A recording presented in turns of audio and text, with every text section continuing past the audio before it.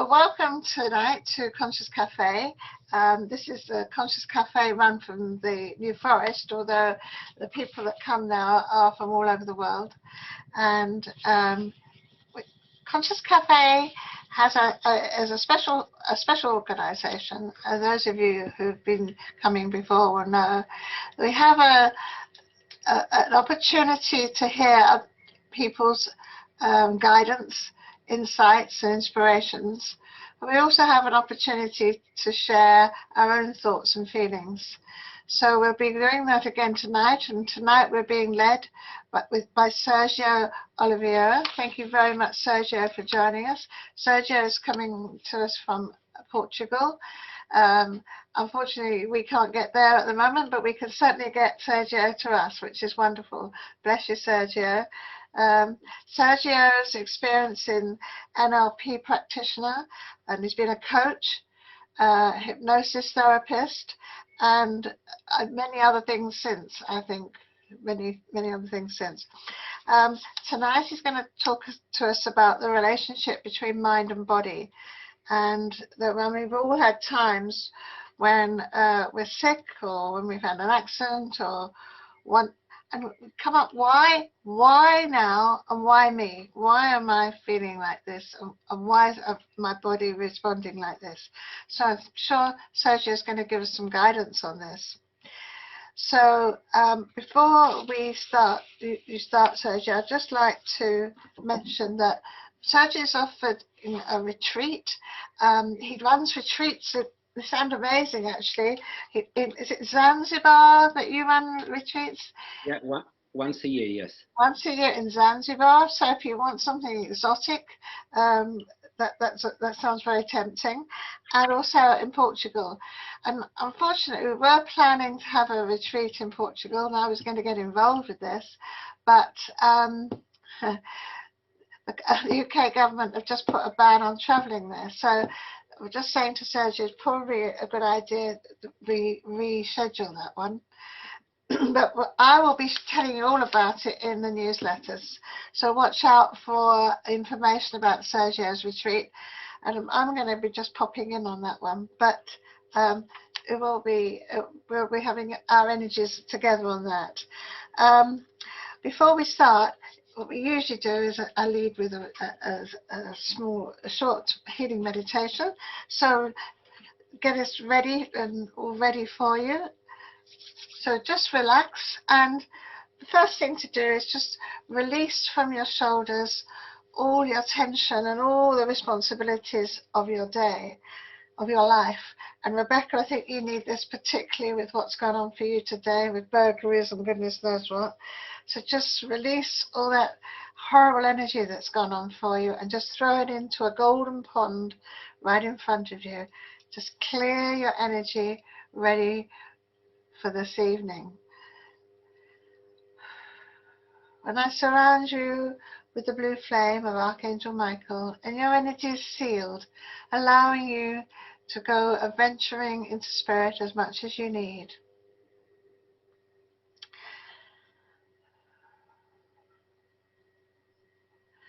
So ready for an interesting evening of conversation and insights, an opportunity to share.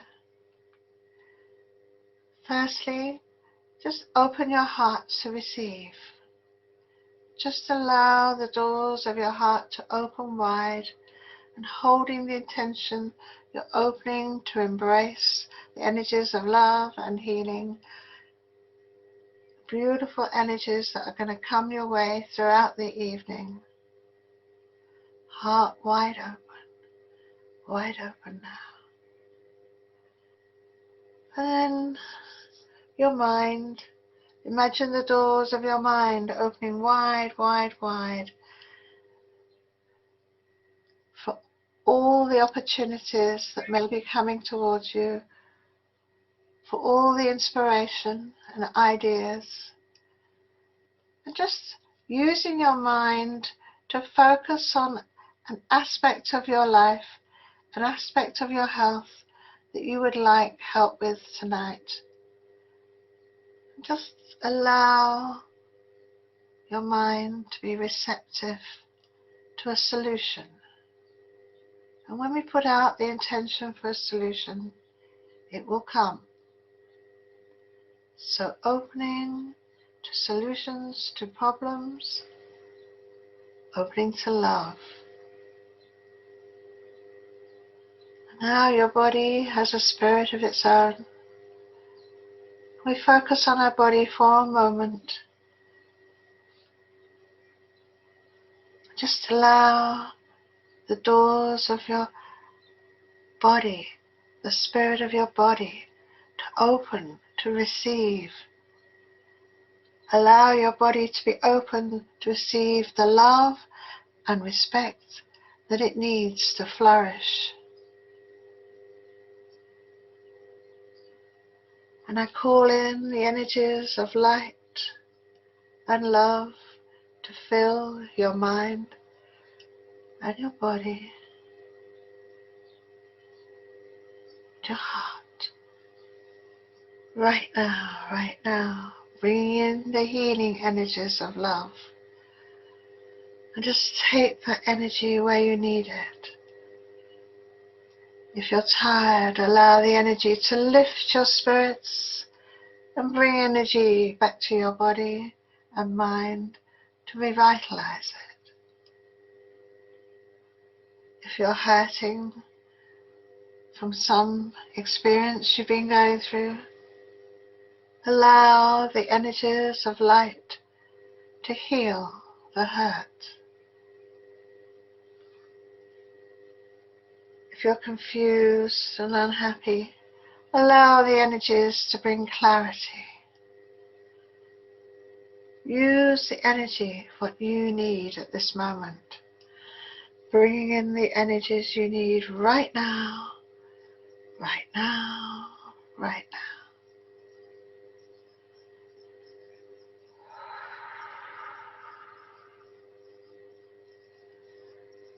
Wonderful, wonderful. And now let's send those energies of light out to everyone we know, anyone we know who's struggling, anyone we know is suffering of any form, mind or body problems. Sending out light now, radiating it out, beams of light that flow from us to those we love, to those we care for, and we send them on to those we don't even know, but who need this energy. Allowing the energies of light to flow now. Allow it to go wherever it's needed. Right now. Right now.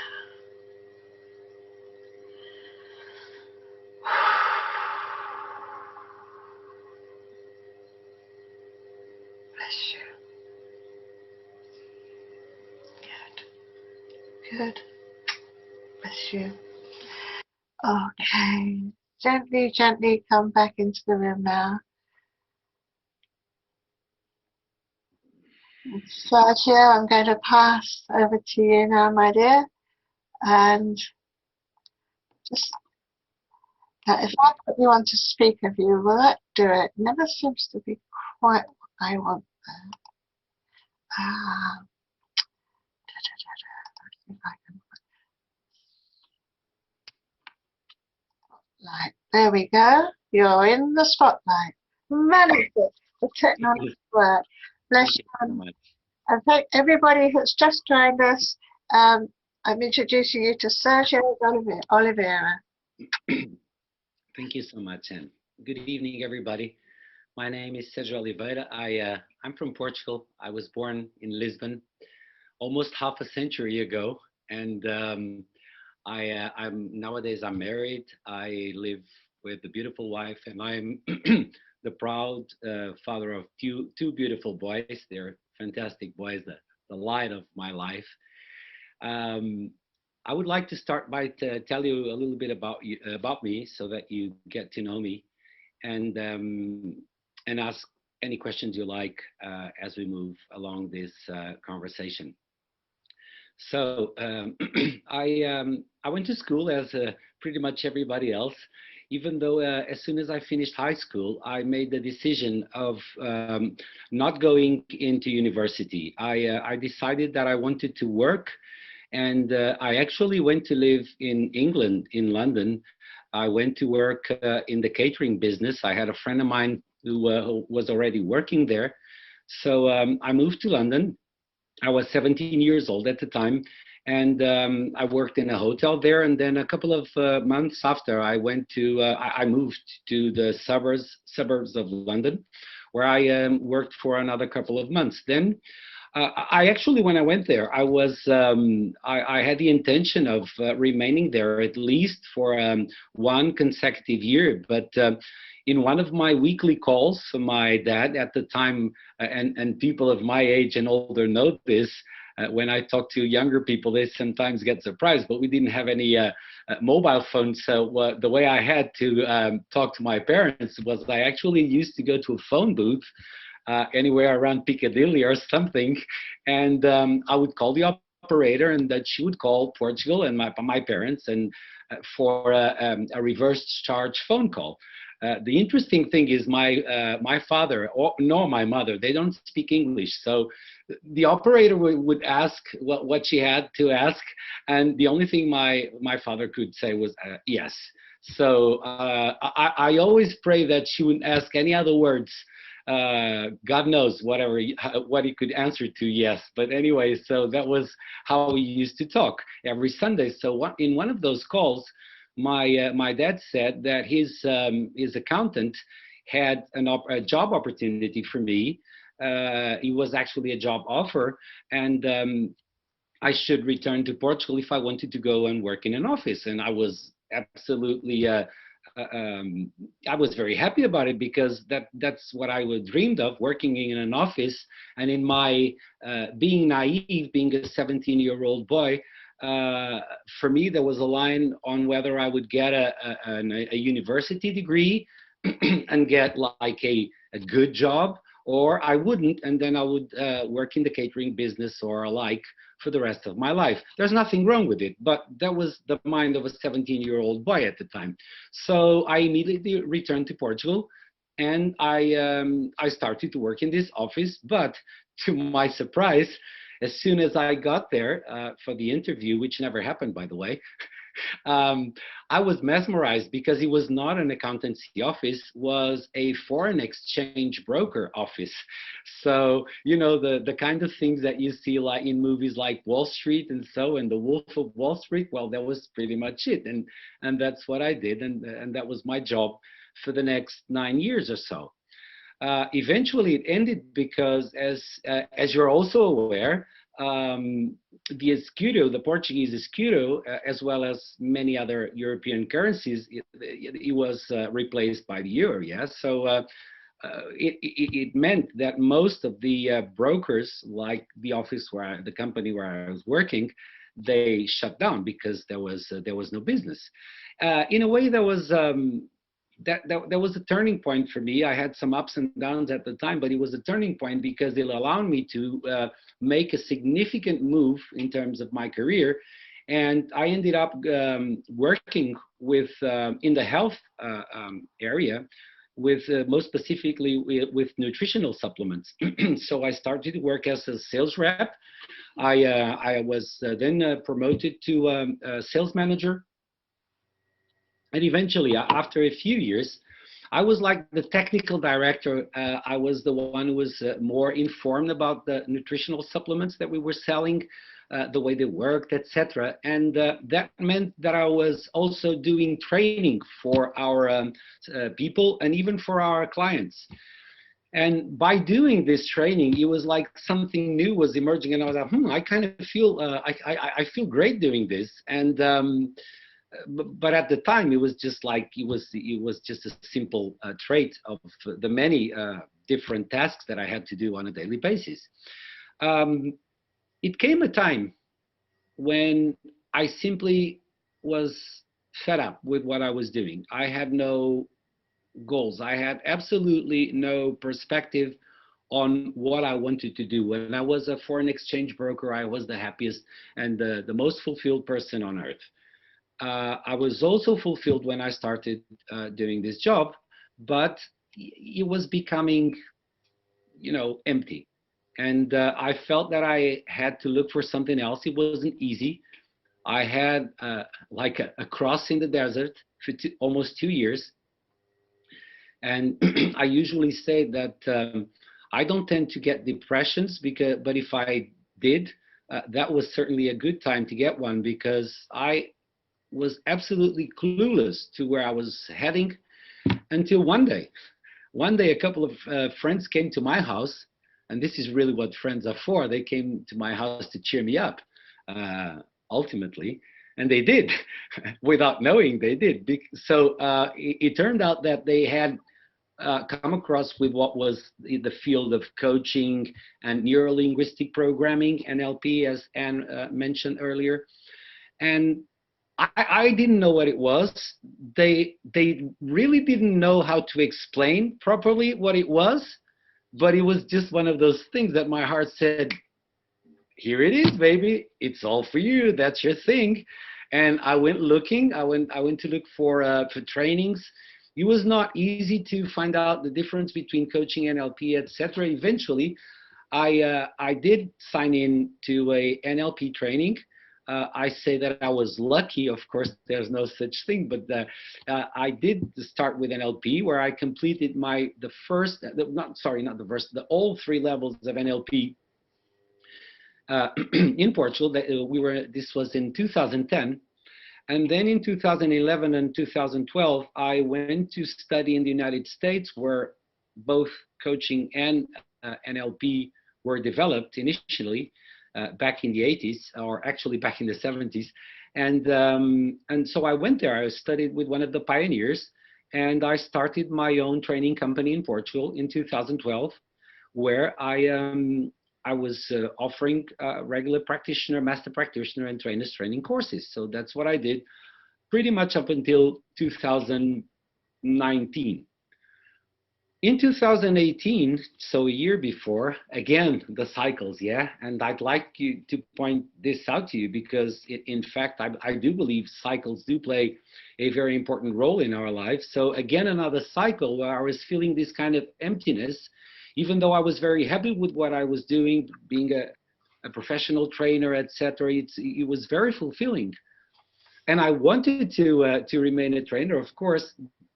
I just needed to teach something new. I needed different subjects. I began to look, and you know what they say, seek and you shall find. So eventually I did. I came across not only the things I teach nowadays, which are contents on the line of neuroscience, quantum physics, the mind-body medicine, a lot of technical stuff made easy. And I teach these for the skeptics like myself, because I like to have proofs of things, even though I'm a very spiritual person at the same time. I don't think they're opposite. I think they can go hand in hand. I mean, it's not just because I'm spiritual that I have to buy everything people want to sell me. So I like to look at the data. I like to look at the scientific evidences, and that's what I teach. Along combined with something that I came across as well in 2018, which is active meditations and breath work. So very, very briefly, just to say something, I usually, in my own language, in Portuguese, I don't usually use the word try because, well, I could tell you the story now, but it's not important. But in any way, I tried for several times to do the standard meditation, which is, the passive meditation where you sit down with a mudras, close your eyes, or you just focus something on the wall and you just stay there, yeah? Well, what happened after a couple of seconds was that I was like, my mind had already went around the globe 7 times or something. So, and I became frustrated because the purpose, I was told, was to empty the mind and think of nothing. and I was going crazy, and I was feeling like, frustrated because you're useless. You can't meditate. If you felt that way, just I want to tell you, bear with me, relax for a couple of seconds. There's hope for people like you and me, all right? So one day somebody introduced me to a form of active meditation. It was nothing special. It was just like moving the body, shaking around a while, with your eyes closed, because you then start looking at other people and you go like, they're crazy and I don't want them to look at me. But after a while, you just don't care. Or you can just put some bands in your eyes, whatever. But so I started shaking my body and eventually dancing, just going with the flow and with the music and feeling the body. And it turned out that after the dynamic was over, and this was in all was about an hour, I just I had lost notion of time, and meaning I had lost notion of thoughts, of the mind. And I thought, wow, it seems like I can meditate after all. And it was amazing. So that's also nowadays it's a very significant part of what I teach and what I offer in my retreats. And just to finish, why do I do this? Ever since I looked for NLP coaching, hypnosis, and other kinds of emotional therapies, my purpose was precisely this: to find forms of therapies and other kinds of work that are useful for doing emotional work. In other words, to release, to reframe unpleasant emotions from past events, which, as we all know, limit us. And just like all of you here, I am only doing the same as you all are. Just we're all doing our best in our own evolutionary paths, and that's it. So yeah, so that's why I do and I offer these kinds of meditations. I have noticed and experienced that they are actually very, very useful for people to release emotion from the past and even trauma. So yeah, so that's what I do nowadays. My introduction is over. Let's officially start with what brought me here. Since we are a very small, cozy group, we're all here having just a friendly chat. Please do feel free to interrupt and just ask your questions along the way. There's no need for a formal Q&A session, I believe. So just go away, throw your questions away whenever you need, okay? Here goes. So first topic of today's talk is, how does your immune system works? How does it work? And why did I choose this subject, by the way? Well, our world has certainly changed over the last year. That's no news for anybody here, yeah. And it's certainly a very current talk.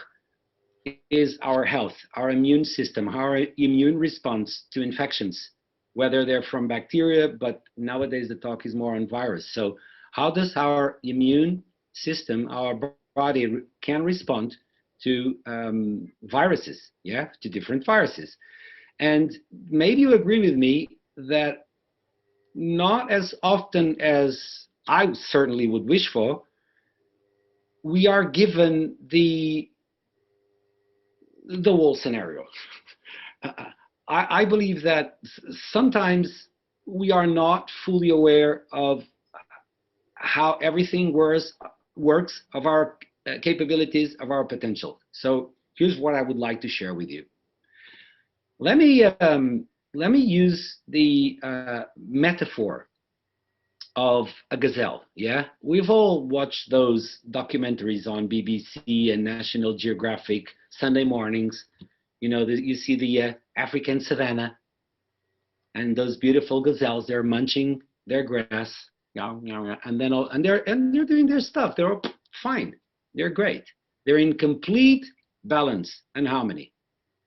All of a sudden, they detect a threat, a potential threat.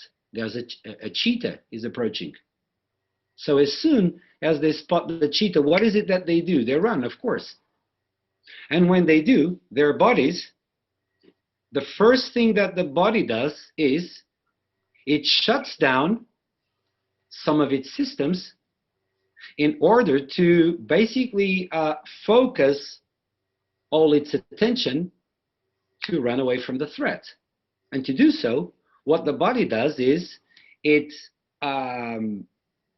pushes all its energy down to the limbs, yeah, to the legs, to the heart, to the lungs, and to make the blood flow faster, yeah. The heart pumps blood faster to all the arteries and veins in our body, so that that in our body and the gazelle's body, of course, so that the gazelle can run away, right? That's what happens. Eventually, because cheetah don't have a very high success rate, the gazelle runs away. Yeah, the gazelle runs away. So what happens to the gazelle's body just immediately after she realizes that the threat is gone? What happens? She goes into balance again. She starts munching the grass again, just like that. Why am I explaining this to you? Why am I talking about BBC documentaries here? I'm using it as a metaphor because it's exactly what happens in our bodies when the boss comes in and said, you got to finish this on time, or blah, blah, blah, or else. Or you can't do this, or else. Or the economy is going down, you better watch out for your job. Or there's a virus on the way and you better look out because you might become infected and die. Our bodies do exactly the same that the gazelle does when she spots a cheetah. Here's the difference between us and the gazelle. As I said, the gazelle, after a couple of seconds, as soon as the threat goes away, she goes into balance, into osmosis. We don't. Even though the boss goes away, even though there's nothing really much going on, even though we are inside the house and nothing can harm us, we're watching TV or something else, or somebody comes from the street and gives us news. We do not switch off this, what it's called the fight or flight system. It's a survival system. It's actually very ancient in our brains. It's part of the reptilian brain. And it's great. I'm great that we have a fight or flight system, because it's survival. If you're attacked, and if you're walking on the streets and you're attacked, you will want to have a fight or flight system, of course. But you will also want to switch it off. Why is that? Let me then share with you why. So first thing is, I said that when the gazelle spots the threat and starts to run, several systems in the body are switched off. Guess which is the first one to be switched off? You got it. It's the immune system. Why? Because when it's working, it consumes a ton of energy and a ton of resources from the body. So obviously, when you're running away from a threat or you have to fight, the immune system is switched off. The other reason, obviously, is either the gazelle or we, humans, we do not need a strong immune system to run away from a cheetah or from a physical threat. The gazelle needs it when she is bitten or something, yeah, to cure the wounds, and so do we. But we do not need a strong immune system to run away from physical threats, right?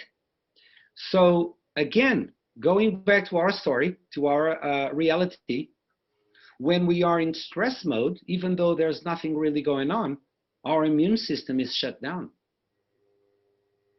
And if it's shut down, you're obviously exposed to all kinds of attacks, of invasion, right?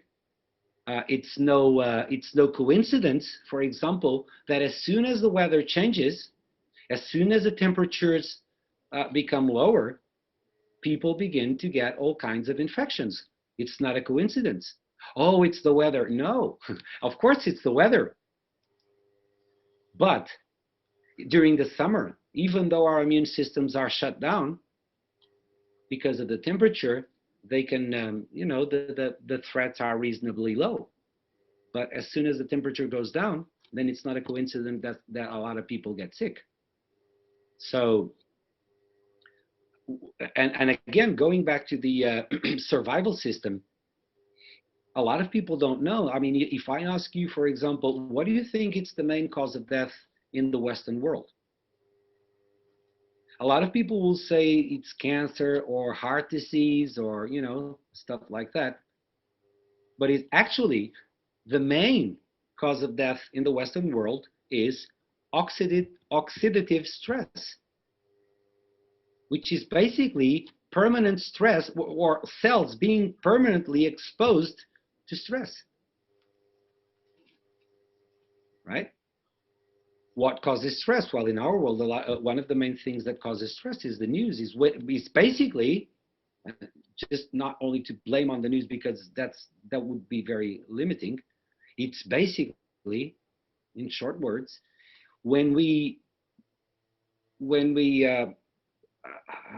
balance our emotions based on external information and events, that's usually what happens, right? I'd like to share a very quick story with you.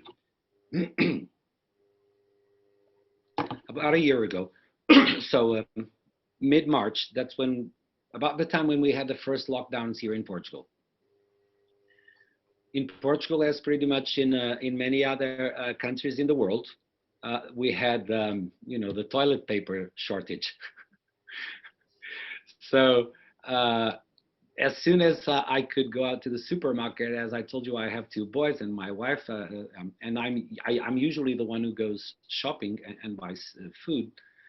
I went to the supermarket, and my goal was to get food for my family, of course. So I had no idea what was going on. Most of the people had no idea what was going on.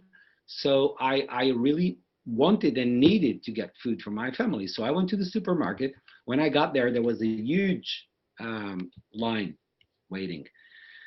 But I said, I'm going to wait. So because I had not many other options. About a minute after, there was this lady leaving the supermarket with some groceries, and there was a couple just ahead of me, and they asked the woman, "So how are things inside? I mean, are there many things left?" Or something like this. And the lady, she turned to them and she said, "Oh no, it's all gone. It's horrible. It's a misery. It's all gone." And I was like, I'm not going to stay here. I need to go someplace else. I need to buy food for my family. I'm not going to wait for nothing, because if she's saying there's nothing left, I'm going to go. That was me panicking. That was me watching the news. Right? That was me watching the news, saying something really bad happened, and when you look in it, it was not that bad. So that was me watching the news, yeah? And what I decided to do before leaving was I did something that I would like to share with you during this talk, was basically I just turned into my heart. It's very simple, isn't it?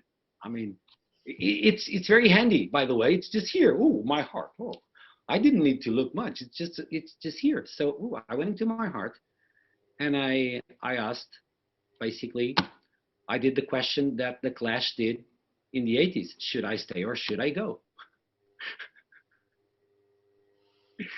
And my heart immediately said, stay. And I did. And when it was my turn, I got into the supermarket and I bought everything I had on my list. So that's basically what the difference between what happens when you're balancing your emotions and your internal state on external events, or when you turn inwards and you balance your emotions based on what's going on inwards. Yeah, and that's something I would like to share, and I am going to share this with you today, because it's so as all the beautiful things, It's so simple. Okay, right. So in short, or questions, please, about what I just said about this fight or flight system, how all it works. Any questions?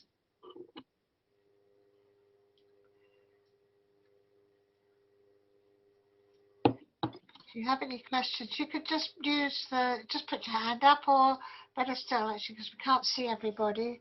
Uh, just use the reactions. I think there's a finger or a hand that you can put up. Emma, hi. Go ahead, please. Firstly, thank you very much for everything you said. I love your enthusiasm. It's almost infectious. Thank you. It's a good I impression, I hope. yeah, exactly. I needed that today, so thank you.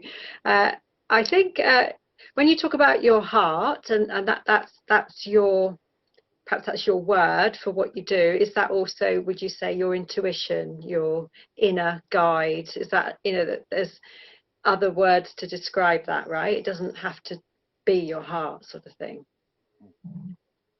It's a very good question.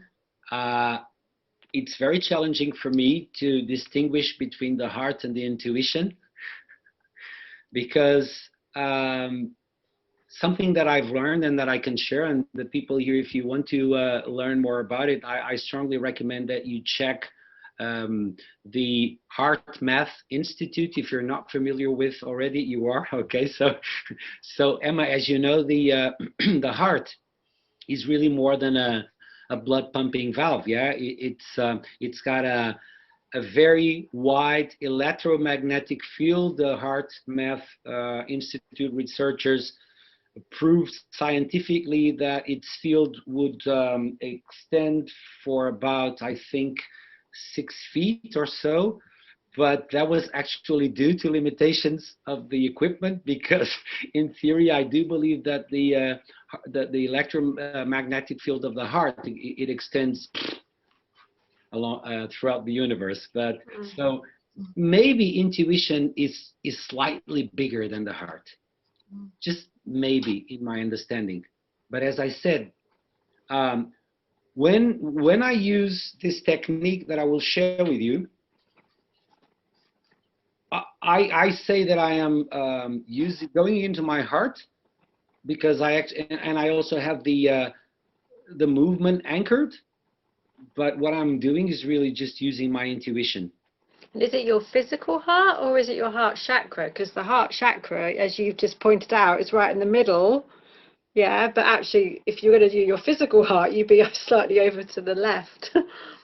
Actually, if I may, Emma, and you may want to check that, that's, I believe, another thing that we were misled on, because both the chakra heart as well as the physical heart, they're both in the center of our chests, our ears. So what happens is the heart is actually leaning slightly towards the left, and when we, for example, put our hands here, it's easier to feel the rhythm of the heart. But the heart is actually placed here. So, but I was referring to the heart chakra, yeah. So I was actually referring, but still, and this is where intuition comes along. And as I said, intuition may be slightly bigger than the heart. You know, I know, we all humans know, for example, when there's something wrong, we feel it in our whole body. Yeah, so that's intuition. If you ask me, who got the signal, which part of us got the signal, the indications, the forecast, even, because some stimuli come from the future, that something might be wrong, it's probably the heart. Because I agree that the heart is like our antenna, our radar that picks up the signals, yeah, that are going on. So that's how I feel about it. Thank you. Thank you. Yes. Hello, good evening. Hello. Yeah. Hello, everybody. Yeah. First thing, I like what you example about movement and dancing, because I used to do a lot of dancing years ago, like world music and flowing, and I used to read, and you was in the meditation. It was I was not in a necessary trance, but I was just somewhere, just moving, flowing, and it was better than a workout. But I loved it. But I'd like to do that again. World music, great stuff. I really enjoyed that. But going back to what you're just saying about me and Anne, we often talk about the heart and what I'm interested in, consciousness and the heart, also the gut, intuition, because there's certain. Have you heard the concept about the second brain, the gut, the second brain? It's like we have a feeling, we know something, and it's communicate. It's like, I mean, I'll talk to you later about diets, about the different chemicals. You know, when we're getting thirsty, we think, oh, I'm thirsty or I'm hungry. It's not, it's the information coming up telling us that I'm hungry or thirsty. And what I'm interested in, science is now waking up to realize that the intelligence of our whole immune system is all the time. But because you said a lot of the time we could be stressed out on that and we're not paying attention, or we miss out, or we skip meals, or we drink caffeine or something to try and that. But I suppose what I'm trying to say, as well as as I often say with Anne, the heart, it's the real intelligence of what we are, and it's with the gut as well, because you know, even through evolution, you know, if you think when we're born, the first part, you know, from the baby in the feet, it's developed through there. Then the nervous system working, and that pumps in the heart is the first thing organ to work before the brain's got going. You know what I mean? So that's what I think. That's what I feel is more to be with what you're talking about, is bringing that into society more, rather than our busy heads and stress and all that sort of stuff. Anyway, good stuff. But I'd like to talk about the gut sometime if we got time. What's your name, please? Steve. Steve. Steve, good. Steve, Steve, thank you so much for the question. Yeah, going back to the beginning of what you said, indeed, active meditation may not seem like it's meditation, but it is. And I don't really know what meditation is. Some people do confuse it with being in a state of trance. That's more like hypnosis, not really meditation. But again, as long as we're feeling well, as long as we're connected with ourselves, with our beings, with our essence, as long as we are able to release anything that is holding us back, everything works for me. So yeah, but these for me are some of the pros of active meditation. Is you feel like you're dancing, you just, sometimes you're not even dancing, you're just doing crazy stuff or gibberish or whatever, but you're doing emotional work, and that's my goal. Right. So going to the heart, gut, etc., that actually, and thank you for the question, because that actually gives me that was my cue for the second point of my talk, which is how emotions are formed, right?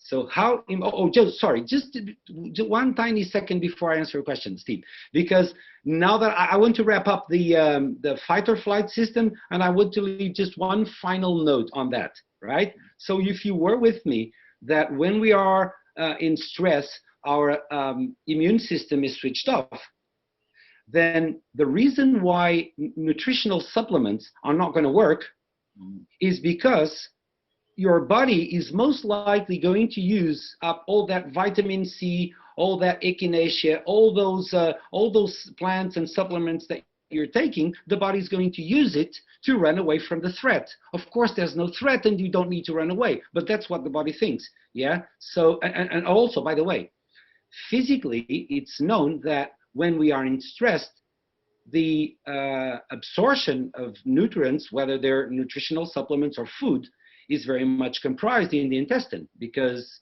the intestine does not work properly when we're under stress. So that's what I mean about why nutritional supplements may not be enough to boost your immune system when you're in a stress mode, okay? And the technique that I would like to share, it's indeed, or it may be indeed more efficient because it's an internal thing, right? Good. So moving on now to Steve and what he was saying about the gut. So here's my take on that, Steve, and everybody else.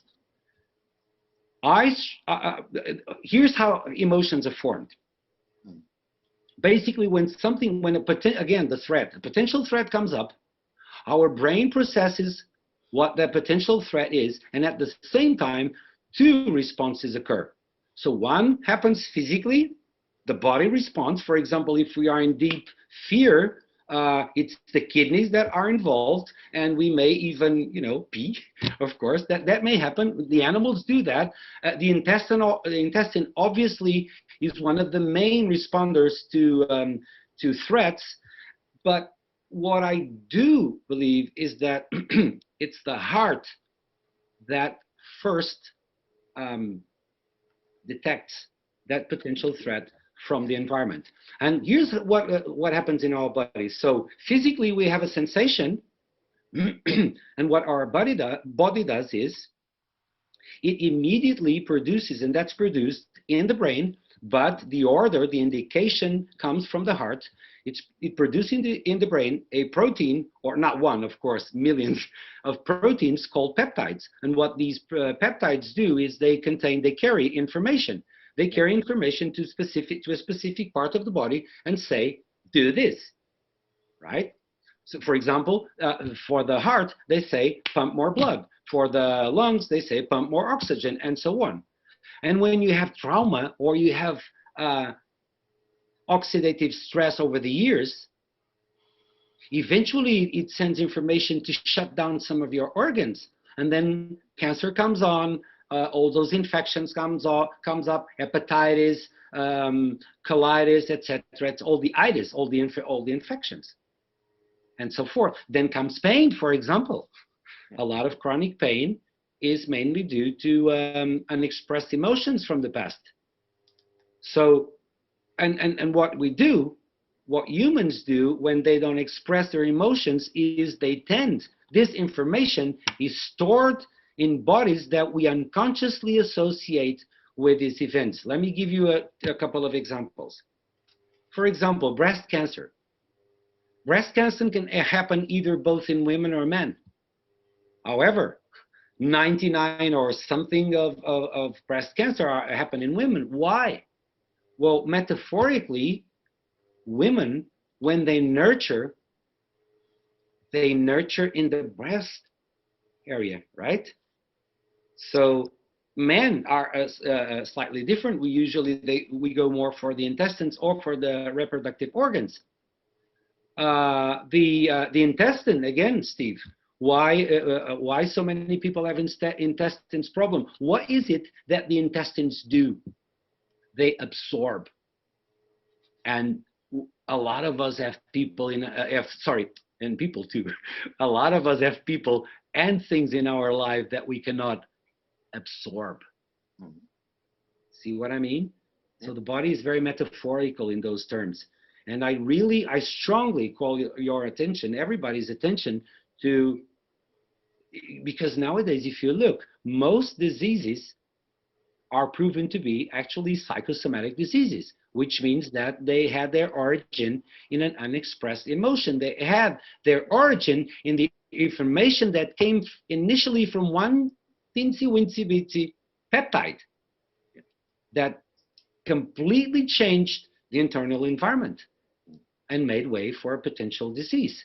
So we should really need to pay attention to our emotions, the way they affect us and the way they can affect our body, right? And one final thing, I believe you mentioned and you asked something about diet, Steve?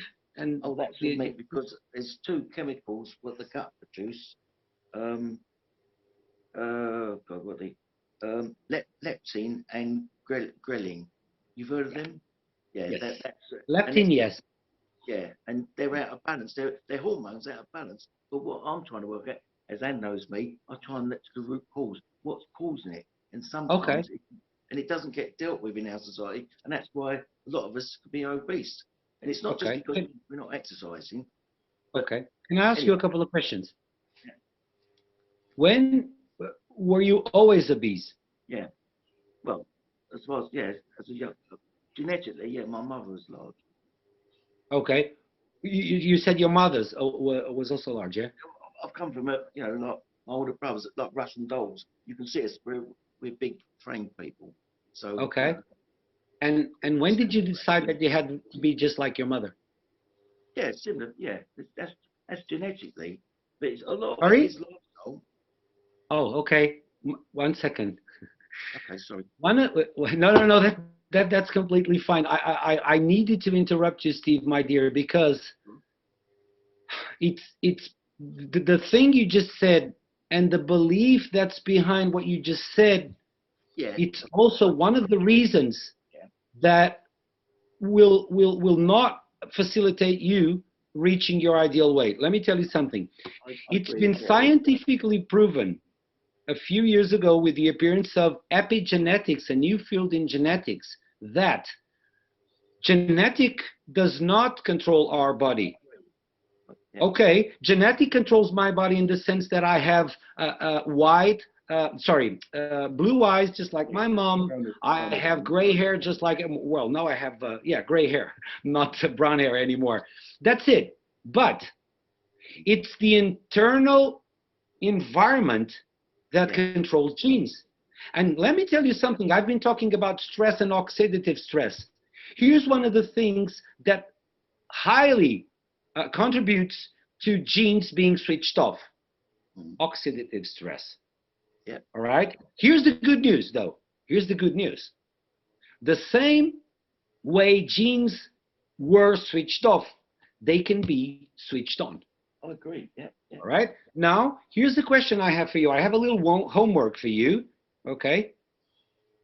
And for me, it's very obvious from experience that whenever we have any kind of habit or compulsion, we are obviously feeling an emotional need.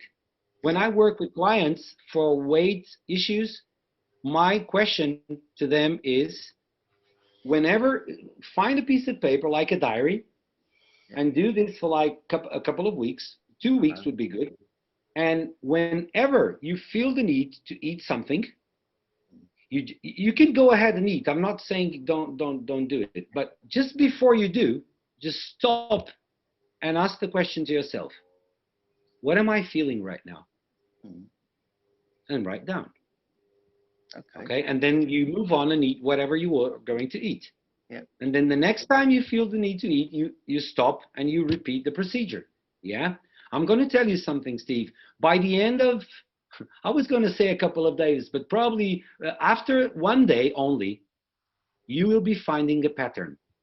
Yeah, I agree. And for me, everything's patterns. yeah. Let me just say, and for me, when people have weight problems, it's either they were modeling somebody, like you may believe that genetic, blah, blah, blah, blah, so I'm like my mom and I have no other choice, which is to a degree, not true. It's not the whole, just an aspect, genetics only. But Okay, let me go on to the other one. Yeah. Sometimes I've met a lot of people who put on weight as if it was a kind of armory to protect themselves from the external world or from a potential threat. Does this resonate with you? Not with me, no. Not with you. So if you had to say the first thing that comes up to your mind, why? What are you feeling when you eat?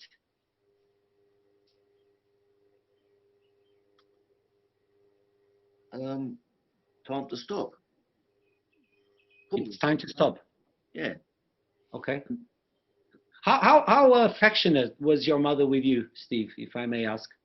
Well, I suppose I was the youngest of four, so I was the baby, you know. but I think it's just with life, because I'm a very cautious plodder person and I've got a slow metabolism, but that's see what I'm saying, and it's my makeup. I'll always, but even if I'd lost weight, I'd still be a little tortoise. You know, that's my makeup. I'll get there in the end. I've never been a boy racer, and I look at anyway. That's, okay. It's not. It's the makeup. It's the persona of the person. I would like to share a quote with all of you. It's from a writer. His name is Scott Turow. And the quote is, "Who are we? But the stories we tell ourselves Yep. about ourselves Yep. and believe. Yeah, And like make being a tortoise, yeah, which I don't yeah, mind. right, yeah. And right now, my dear, you have told me the story about yourself Mhm. and the one which you believe in. Mhm. So my invitation is to why not tell a different story Yeah, about Mark, yourself? yeah. Because you said, I'm not this, I'm not that, I was this, I was that. And okay, that might have served you for a period of your life. But I know that ultimately there is one trait, one resource that eventually you have given away, was either taken away when you were a young boy, and you did so in order to survive or to fit in. So Yeah, just it's meditate on this after we programming. finish Yeah. and see what comes from your heart.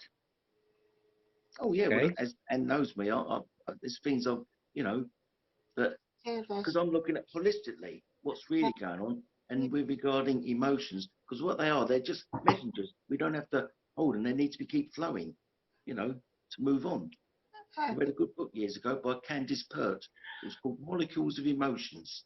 Amazing. She was ahead of the game. The information I was sharing with you is precisely, or part of the information, of course, is precisely from that book, Steve. Spot That's on. it. There you go.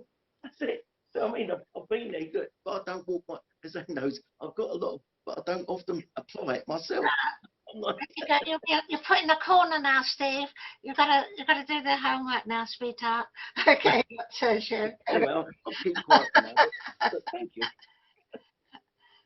Okay, go on, Sergio. Right, thanks. Thank you. Okay, Okay. right. So I believe the time is, wow, this was fast. The time is almost over. So, and if I may, I would like to ask for an additional 3 minutes so that I could share with them, so that I could share with them the meditation that I mentioned. It's you will, if you guys want to, and if you should you choose to, it may turn to be a very powerful and handy, efficient tool that you can use literally everywhere. And as pretty much everything else, the more you use it, the easier and the more intuitive it becomes. And mind you, we are talking about our heart. Our heart is way faster than the mind can even imagine. So sometimes it's funny that as soon as I'm approaching my hand from my heart, the answer has already came up because the heart knows what I'm going to do. It's not, oh, here he comes again, or what do you want? No, that's not the way it goes. Yeah. So this is one of the most amazing tools I've learned in the last years, and that's what I want to share with you. Again, it's not my tool.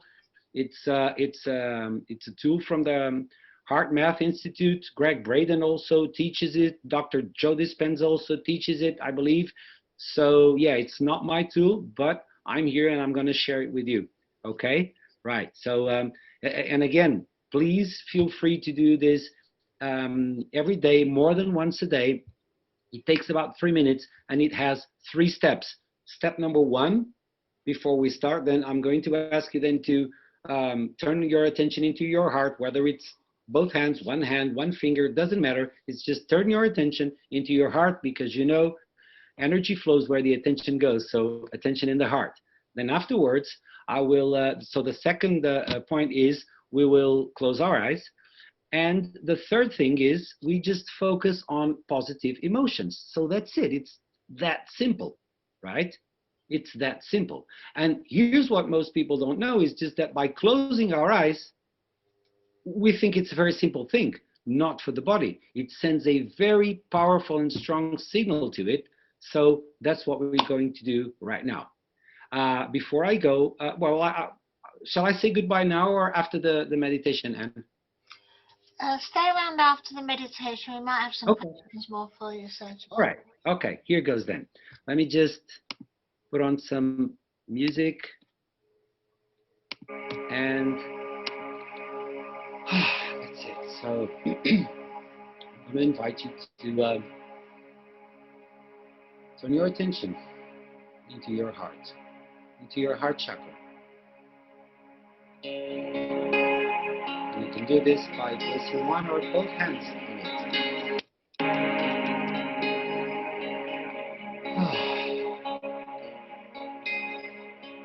You may close your eyes.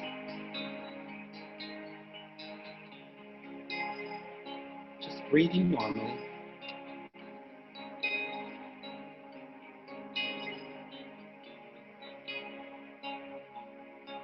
And now actually to the second step, what we're going to do is we're going to slow down our breathing. And to do so, I will help you and I will count to 4 for every inhale and every exhale. So inhale, 1, 2, 3, 4, pause. Exhale, 2, 3, 4. Again, inhale. 1, 2, 3, 4, pause. And exhale. 4. And small. Inhale. Pause. And look.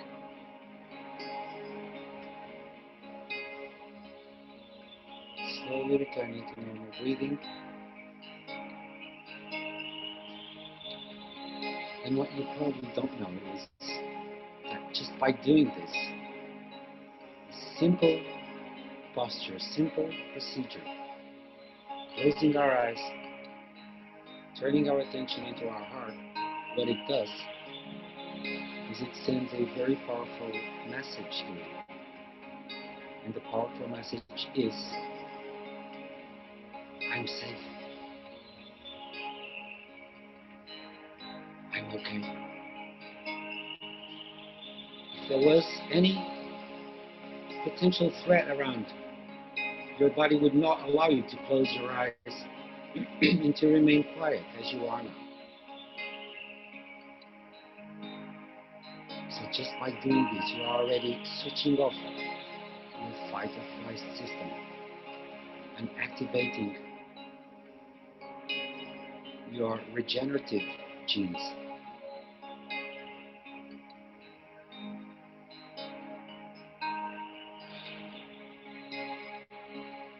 Next, I'm going to invite you to feel a feeling of joy and happiness about something or someone.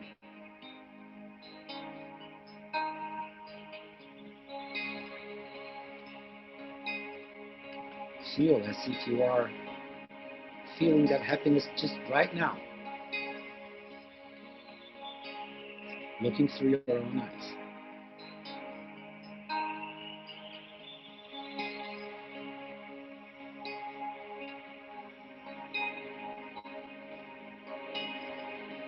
And now I'm going to ask you to feel a feeling of gratitude for something or somebody.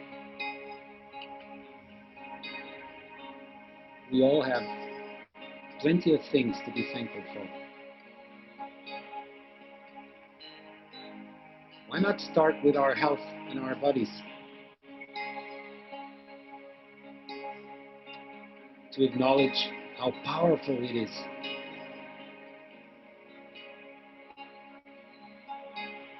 To recognize that when in balance, it has the power to deal with any potential threat whatsoever, becoming a virtually unbreakable fortress. That's what it is. That's what you are.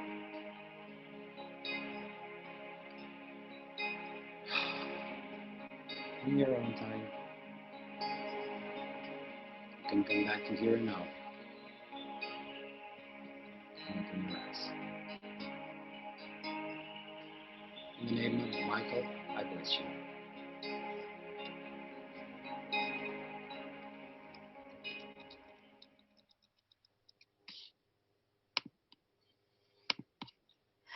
Thank you. Thank you, Sergio. That was brilliant. Thank you. We all needed that, I know. I know a lot of us were stressed over one thing or another at the moment, and that's just perfect. And I guess it's going to help not just the the stress that affects our bodies, but the stress that affects every part of our lives. So bless you for that. Bless you for that.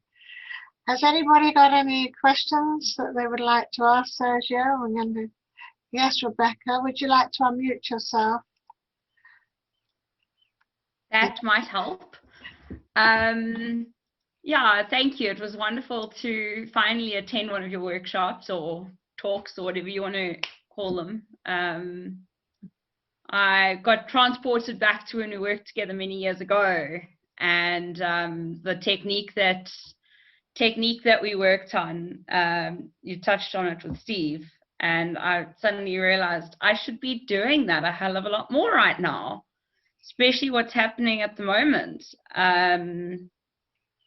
I've been doing a lot of work on the gut and how emotions affect the gut, especially stress and anxiety and depression, and various factors. I mean, I've always been interested in it, but for the last 5 months, 6 months, it's been really interesting. Cutting out all preservatives, no preservatives at all. Or not organic, but locally sourced spices, no sauces, no nothing. And it's amazing what a difference it makes. It's a long way to go, mind you, but it was very interesting more about the emotional side of it. Thank you. Anybody else got anything they want to share or share with Sergio before we let him go? Yeah, I'd like to mine back again.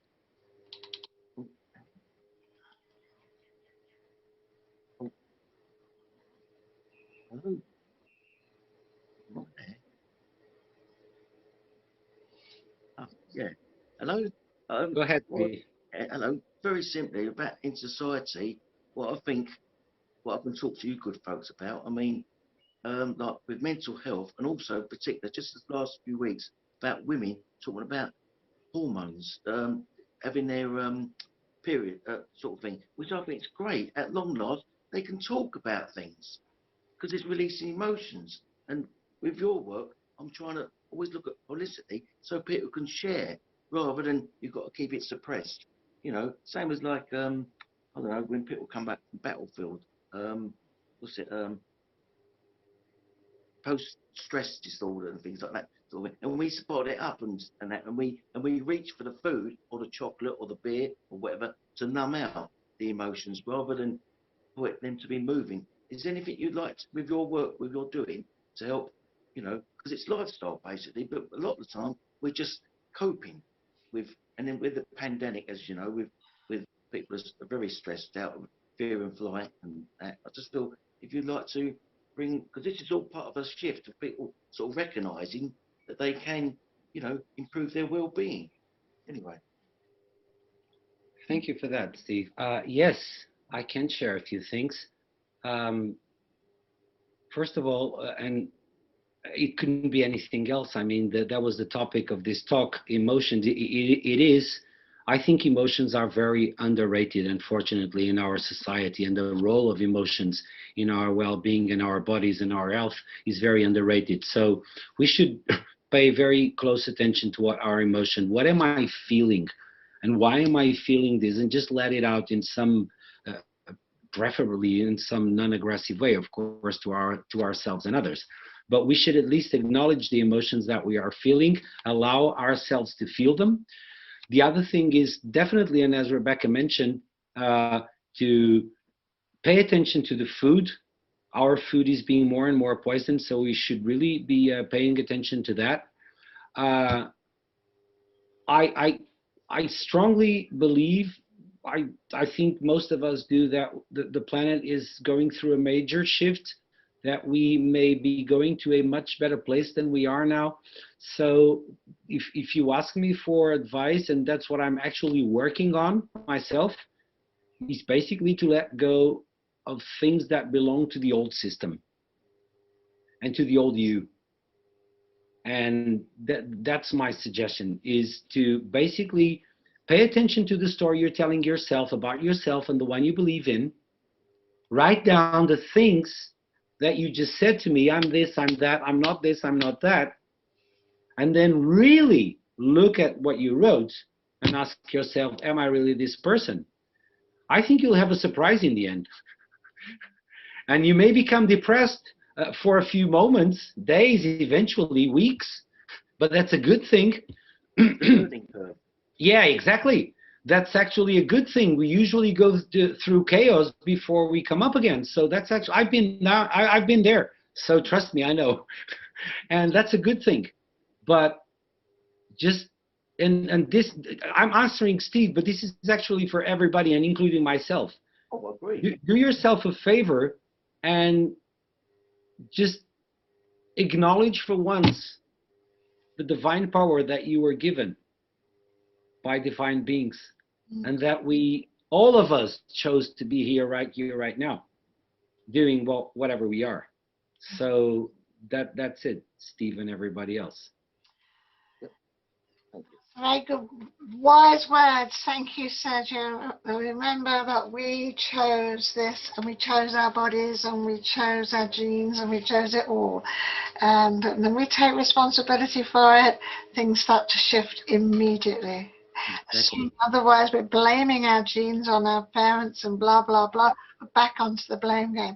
So, Sergio, thank you so much for being with us.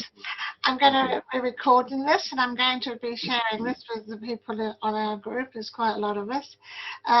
Yes. Good. Yes. And well, we'll put an email up for Sergio. Actually, while we're at it, have you got a contact details yourself, Sergio? Yes. So I have my own website. It's sergiooliveira.com. I can actually write down here in the chat.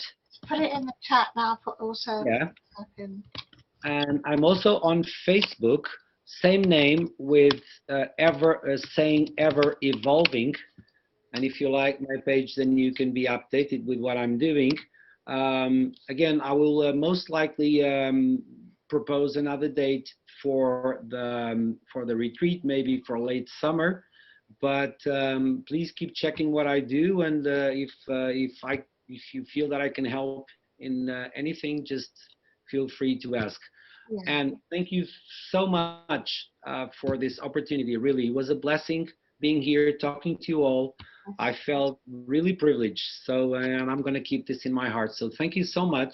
It was a pleasure being with you all, and God bless you.